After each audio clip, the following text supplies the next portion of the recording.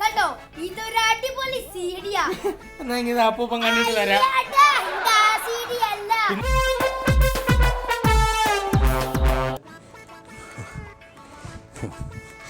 നീങ്ങ വരട്ടെ മോനെ, ഞാൻ ശരിയാക്കി കൊടുക്കുന്നുണ്ട്.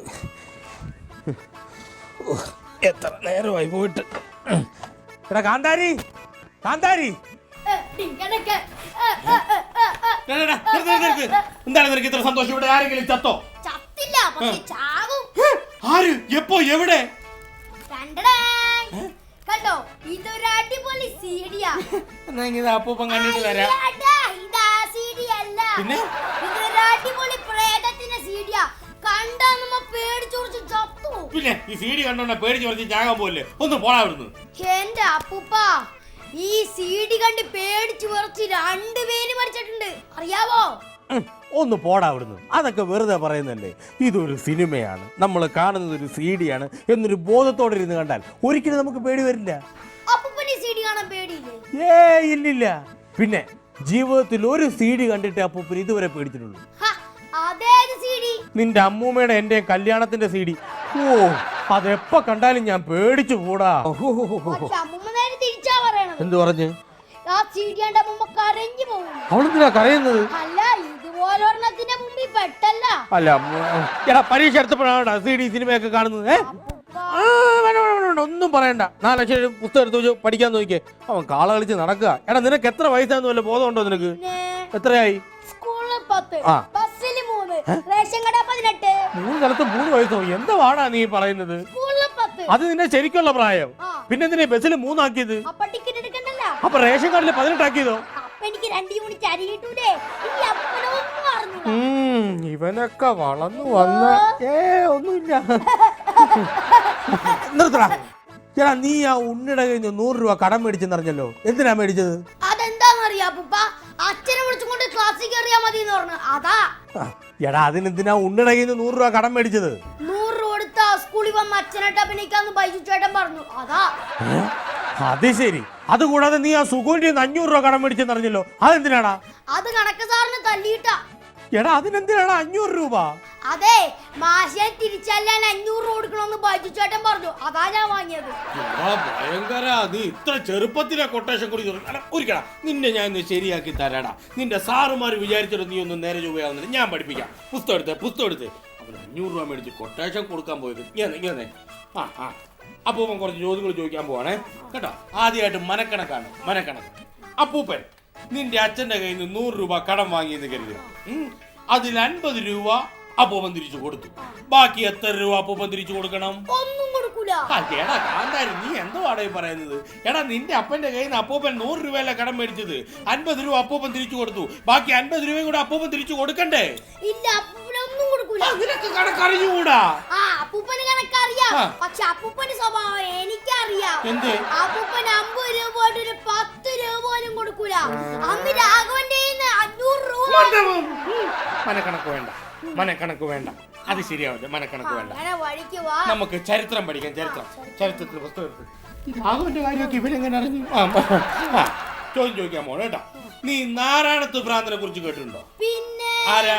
അപ്പൂപ്പനെ പോലെ ഒരു ഭ്രാന്തനല്ലേ? അപ്പൂപ്പനെ കുറിച്ച്. എടാ, നാരായണത്ത് ഭ്രാന്തൻ എന്നെ പോലെ ഭ്രാന്തനായിരുന്നില്ല.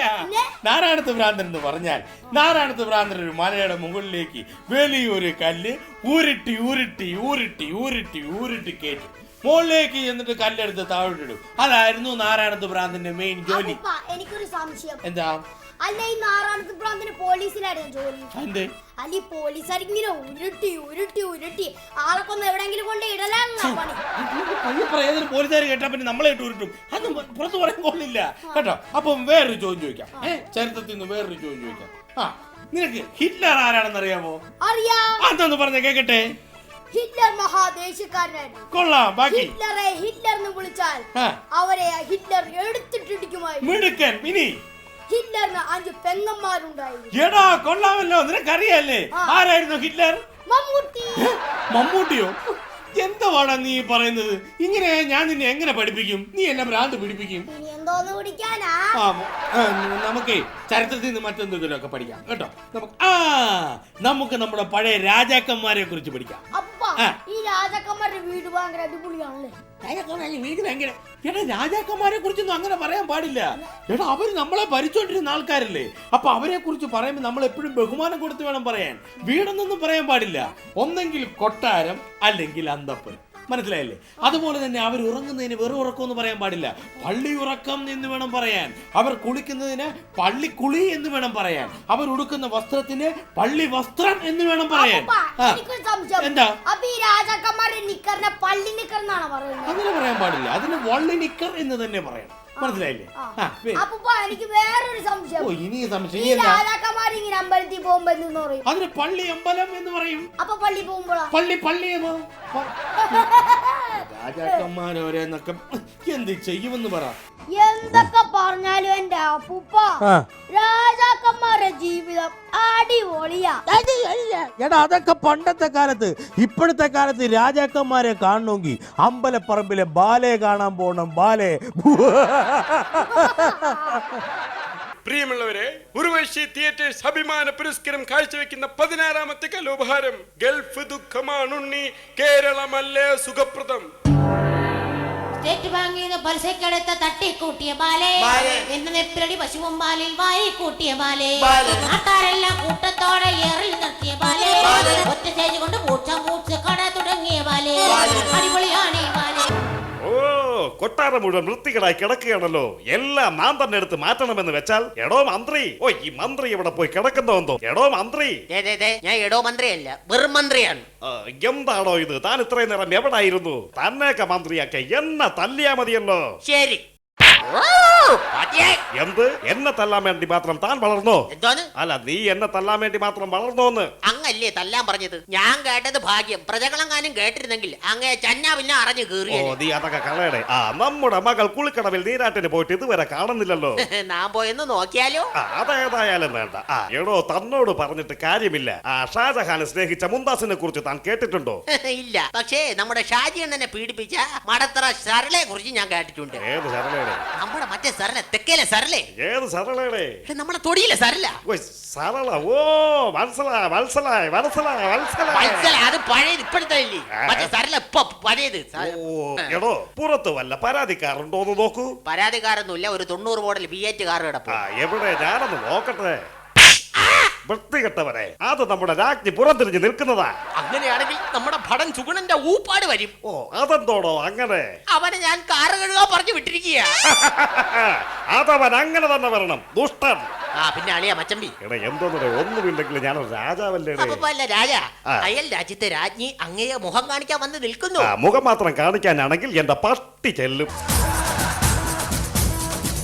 താനിതെങ്ങോട്ടാ ഈ ധൃതിയിൽ? രാജ്ഞിയുടെ മുഖം ഒന്ന് കാണാനാ. എന്നിട്ട് വേണം നിന്റെ കുന്തം കണ്ട് അവള് പേടിക്കാൻ. കേറി പോടാകത്ത്. നിന്നെയൊക്കെ പടനാക്കിയ എന്നെ വേണം തല്ലാൻ. ഈ കൊട്ടാരത്തിലെ രാജാവായ എനിക്കൊരു വിലയുമില്ലേട്. കിലോയ്ക്ക് 2 രൂപ. എന്താണ് ഇത്രയും വില കുറഞ്ഞു പോയത്? ആക്രിക്ക് അത്രേ കിട്ടത്തോളൂ. ഇതാ പറയുന്നത്, അങ്ങ് നിൽക്കേണ്ട സ്ഥാനത്ത് നിന്നാൽ ഇത് വല്ലതും കൊള്ളണമായിരുന്നോ? എവിടെ നിന്നാലും വിധിയെ തകർക്കാൻ പറ്റില്ലടേ. തല്ലാണ്ടോ മറുഓട്ടോ പിടിച്ച് വീട്ടിൽ വന്ന് തല്ലിയിട്ട് പോകും.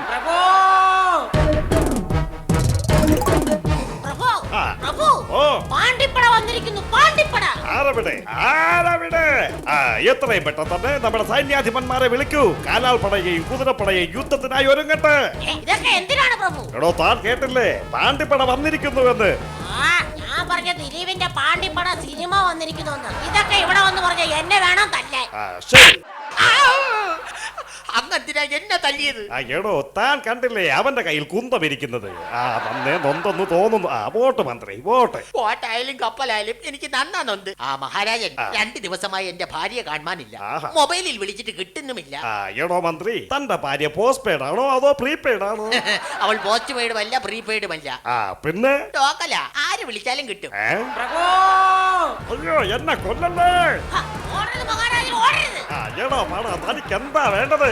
എനിക്ക് തിരുമനസിനോട് സങ്കടം ഉണർത്തിക്കാനുണ്ട്. തന്റെ വിളി കേട്ടപ്പോൾ ഞാൻ വിചാരിച്ചു നമ്മെ ആരോ കൊല്ലാൻ വരികയാണെന്ന്. എന്താ നിന്റെ സങ്കടം? ഇന്നെന്റെ ഭാര്യ കുളിക്കുന്ന സമയത്ത് ഇയാൾ ഒളിഞ്ഞു നോക്കി മഹാരാജൻ. ഓഹോ, ഒളിഞ്ഞു നോക്കുന്ന സമയത്ത് അവൾ എന്തെടുക്കുകയായിരുന്നു? അവൾ അപ്പോൾ സോപ്പ് തേച്ച് വെള്ളം ഒഴിക്കുകയായിരുന്നു. സോപ്പ് തേക്കുന്ന സമയത്ത് ആരെങ്കിലും വെള്ളം ഒഴിക്കുവാടാ?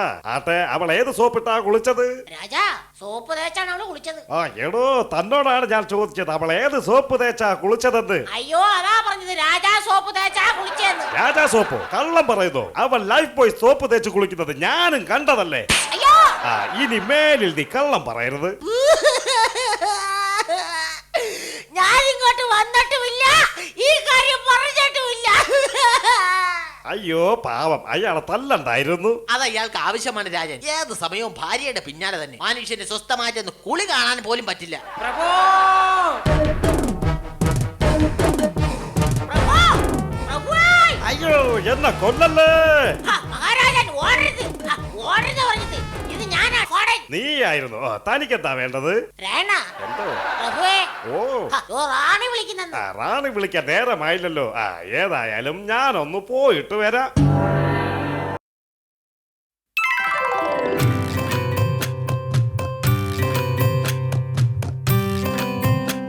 പള്ളി നീരാട്ടിന് പോയ കുമാരി എന്താ ഇത്രയും വൈകിയത്? ഞാൻ ഇത്രയും സമയം പറമ്പിൽ നിൽക്കുകയായിരുന്നു. മന്ത്രി മുഖ്യ, എടോ മുഖ്യമന്ത്രി.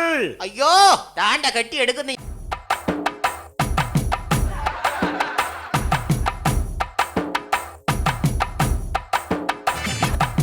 വന്ദനം രാജഗുരു, വന്ദനം. വന്ദനം രാജഗുരു, വന്ദനം. വാ വാ, അങ്ങെന്താ വന്നിട്ട് ഒന്നും ഊരിയിടാത്തത്? വന്നതല്ലേ ഉള്ളൂ, ഊരിയിടാം. പക്ഷേ ആടാ എന്നെ കൊണ്ട് ആ ഉരാൻ എന്നെ കിട്ടേയില്ല. ഹോ, ഈ രാജഗുരുവിനെ കൊണ്ട് ഞാൻ തോറ്റു. ഗുരു നല്ല കളരിയഭ്യാസിയാണെന്ന് ഞാൻ കേട്ടിട്ടുണ്ട്. അതെ, എന്നാൽ ഭടന്മാർ തല്ലാൻ വന്നാൽ അങ്ങ് എന്ത് ചെയ്യും? തല്ലാൻ വന്നാലോ? ചാടിക്കട്ടി മറിഞ്ഞു വീണ് പൊടികൾ തട്ടി നിവർന്നണീറ്റ് ഇടത്തുമാറി വലത്തുമാറി കുനിഞ്ഞു നിന്ന് കീഴെ നോക്കി തിരിഞ്ഞു കുനിഞ്ഞു മലർന്നു നോക്കി ഇടത്തേക്കാൾ തലയിൽ കെട്ടി കയൽ കൂപ്പി വേണമെങ്കിൽ തല്ലിക്കോ, പക്ഷേ കൊല്ലരുത്. എങ്ങനെയുണ്ട് എന്റെ അഭ്യാസം? സത്യം പറഞ്ഞാൽ അങ്ങ് രാജഗുരുവല്ല. കൊള്ളാം. എന്നെ കുറിച്ച് കുമാരിക്ക് അറിയാഞ്ഞിട്ടാ 16 പേർ ചേർന്ന് എന്നെ ഇടിച്ചിട്ടും ഒരടി പോലും പിന്നോട്ട് മാറാത്തവനായി ഈ രാജഗുരു. അതെന്താ രാജഗുരു പിന്നോട്ട് മാറാത്തത്? മരത്തിൽ ചാരി എടുത്ത് ഇടിച്ചാ പിന്നെ എങ്ങനെ പിറകോട്ട് മാറും? പക്ഷേ ഇത്രയൊക്കെ പറഞ്ഞിട്ടും കുമാരിക്ക് എന്നെ മനസ്സിലായില്ലല്ലോ. ഇനി എന്റെ ചങ്കെടുത്ത് കാട്ടിയാലും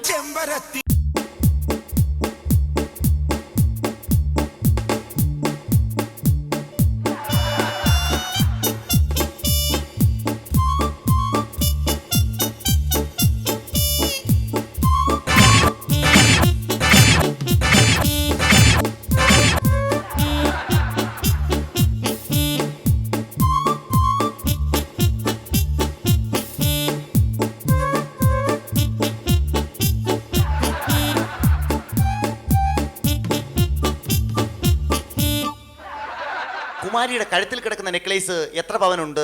ഇത് 916. ഛേ, ഞാൻ വെറുതെ തെറ്റിദ്ധരിച്ചു. സ്വർണ്ണമായിരുന്നെങ്കിൽ ഊരി പണയമെങ്കിലും വയ്ക്കാമായിരുന്നു. ഗുരുവിന്റെ ജനറൽ നോളേജ് ഭയങ്കരം തന്നെ. അത് കാണാനുള്ള കുമാരിയുടെ ഹ്യൂമർ സെൻസും ഭയങ്കരം തന്നെ. അയ്യോ പിതാമഹൻ, ഞാൻ അകത്തോട്ട് പോയാലോ? പൊക്കോ പൊക്കോ പൊക്കോ. ഓ, ഈ പിതാമകനെയൊക്കെ കൂടത്തിനടിച്ചു കൊല്ലണം. കുമാരിയെ ഒന്ന് സ്വന്തമാക്കിയിട്ട് വേണം ഈ രാജ്യം ഒന്ന് ഭരിച്ചൊന്ന് മുടിക്കാൻ. അല്ല, ഇതാര് രാജഗുരു? വാ, താടിമുടിയും കണ്ടിട്ട് നിങ്ങൾക്ക് മനസ്സിലായില്ലേ? മനസ്സിലാവാഞ്ഞിട്ടല്ലേ. അന്ന് കയറുമ്പോൾ എന്തെങ്കിലും ഒന്ന് ചോദിക്കണ്ടേ എന്ന് കരുതിയിട്ടാ. പിന്നെ നാളത്തെ ആഘോഷ പരിപാടികൾ എങ്ങനെയൊക്കെയാണെന്ന് നമുക്കൊന്ന് തീരുമാനിക്കണ്ടേ? തീരുമാനം എടുക്കുന്നതിന് മുമ്പ് ഞാൻ എന്റെ കബഡി ഒന്ന് എടുക്കട്ടെ.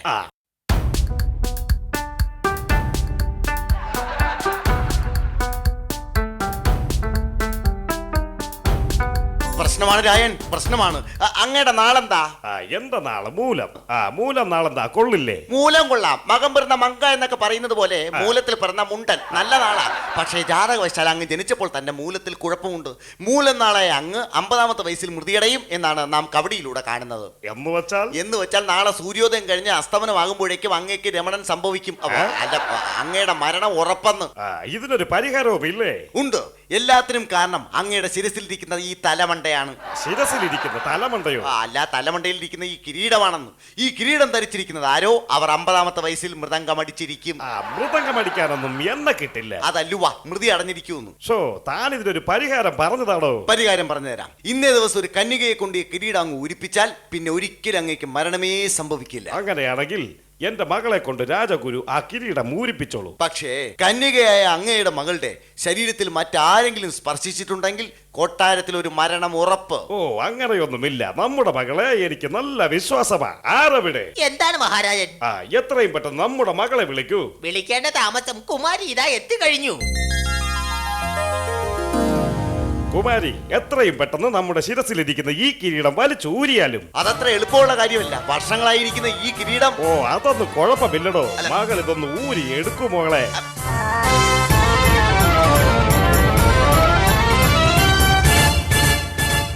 ഓ, എനിക്ക് സന്തോഷമായി. ഇപ്പോൾ എന്തായി? അങ്ങ് വിശ്വസിച്ച മന്ത്രിയും പോയി, ഭടനും പോയി. അയ്യോ!